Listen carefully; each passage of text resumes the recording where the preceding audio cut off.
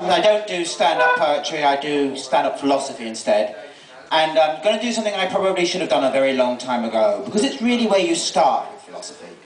This is Plato's great account of his master Socrates' trial and execution, called always the Apology. But before I start, there's a small role for the audience in this, if you want to do it. When I say, "What is your verdict?" can you shout, "Guilty"? Right? So I'll go something like, "I ask you to tell me what is the verdict?" And you shout, "Guilty." Right? And when I say, "What is the sentence?" you shout, "Death." Try and outshout me. It will help. And I'll just tell you a bit about your part. You are the people of Athens. A generation ago, you took on the mightiest power in this world, Persia. And much to your surprise, you defeated it. Since then, you've been strutting around the Mediterranean, becoming an empire, declaring your democracy the best system in the world. But 2 decades ago, you got caught up in a fight with your southern neighbour, the city you've always despised. Now this fight has gone on till everybody is heartily sick of it. It's gone on for as long as anyone can remember. It's seen great acts of bravery, big battles, but an awful lot of treachery and genocide and sheer brutality. But now it's over. And much to your shock, you've lost. Your democracy, your beloved democracy, has been swept aside. 30 tyrants have been put in its place. That was last year. But this year, you had a coup. You reimposed your democracy, but you haven't a clue how long it's going to last. This might be the very few last days of your freedom, and you're determined to do something in this time. You see, throughout this struggle, there's been a man. There's always one, isn't there? One person who you're not quite sure he's been with you. Oh, he's fought and he's bled for you well enough, but he's always been criticising, and worse than that, some of his favourite pupils. They've been the biggest of your traitors, and so you're determined to put him on trial for his life. But you don't really want to kill him. You know what you wanted him to do? You want him to admit he's wrong, to plead for mercy. And when Plato starts the Apology, it's the moment in the trial Socrates gets up. Everybody has to shut up, and he's going to answer. They all want him, that's you, to just beg for mercy and go away and die.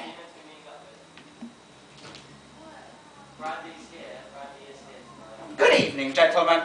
I hope you've been enjoying the show quite as much as I have. That last speech of Melesius, it moved me. I had a tear behind my eye. It is such a pity, I think. There was not a word of it that was true. What really bored me here, I can't imagine. I think it must go back to your father's day, to my erstwhile friend Aristophanes, to that play he wrote where I appear a farting, burping buffoon who could steal shirts and prove a wrong argument right and a right argument wrong. How I laughed in those days. But you know, I don't laugh now, because I think you've mistaken his cheap farce for this tragedy of ours. Back in those days, my old friend, Xenophon, he went to the oracle of Delphi, and he asked it in that questing way of his, who is the wisest of men? And the oracle, you know what it replied? It is Socrates. And I wondered long what it meant, because I've always felt that I'm stupid. So I thought to myself, perhaps impiously, I'm going to prove the immortal gods wrong. And I went and questioned the great and the good, the men of action in our city. I asked them about their thoughts and their beliefs, and do you know what I found? That all of their beliefs and most of their actions are founded on ignorance and prejudice. And then I thought to myself, all right, I'll go and talk to those people who I admire most in all the world, the poets. And I questioned them long. But I found out, I think, that poetry must be written from a kind of instinct that allows you to say things you don't understand. And then I went to my father's people, the craftsmen, and I asked them, and I discovered, other than their crafts, they knew nothing. It was then, perhaps, I started to realise what the gods might mean. I might be the wisest of men, because I alone realise I'm ignorant.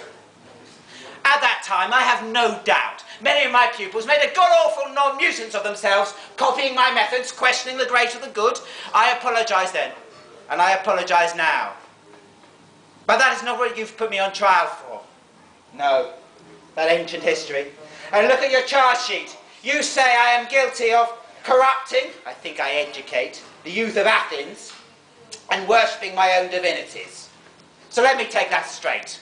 Milesius, who do you think should educate the youth of Athens? Oh, the laws and the people. What, all the people? Wow, what lucky little fellows the youth of Athens are to have all the benefactors. They must do really well. Hang on a minute, though. Is this really how you train something? I mean, do you train horses by showing them a field of horses? Do you train a man to make pots by showing him pots? No, of course not. Who then do we get to educate the youth? The people of Athens who don't give a hoot about them? Their parents? Or those who have spent their lives in learning how to teach? And as for your second trial, that I worship my own divinities, I notice that you actually think I don't believe in gods. Is that right? No, none whatsoever. What, none? Well, I ask you straight, what kind of madman do you take me for, that I believe in things divine but not divinities? That would be like a lawyer who believed in words but not in meanings. I'll tell you what I think this is really about. In all our recent trials, I've kept myself apart. I haven't been part of your councils. Why? Because in my life I've never cared for wealth and power. Why? Because I think wealth and power are founded on stupidity. And depend upon it, it is from stupidity that all evil flows. True knowledge is virtue, and virtue is freedom. And so I tell you, people of Athens, and I tell you it straight, what has always seemed to me, the unexamined life is not worth living. It seemed to me sometimes that I have been put here amongst you by some malevolent sprite, wicked demon, to be, as it were, your trainer, or perhaps your tormentor, to make you think afresh, to teach you how to be truly free. And what is my reward? You've put me on trial for my life. So be it. Don't think I'm going to plead for mercy, or run away, or offer to hide, or to admit that I am wrong. Why? Because throughout my life I've had a little voice in my head, a little voice called my conscience, that tells me always what to do. And it tells me now to stay. More than that, it tells me to ask you, in your consciences, what you are going to do with me. What then is your verdict? Guilty! According to the customs of these lands, then, I must suggest an alternative to death, one more fitting my crime. All right, I have it. Suppose you gave me a good dinner once a day. That would be a just reward I could do with feeding. Oh, sorry, I'm probably being flippant. All right, I'll offer to pay a fine. But my wife and my son have just spent all my money. So I'll tell you what I'll do. I'll give you all the money I have. Is that enough? Hang on a minute. What was that, Plato?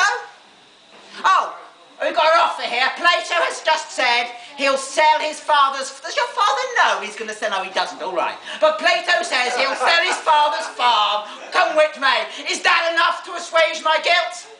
What then is your sentence? Death! All right.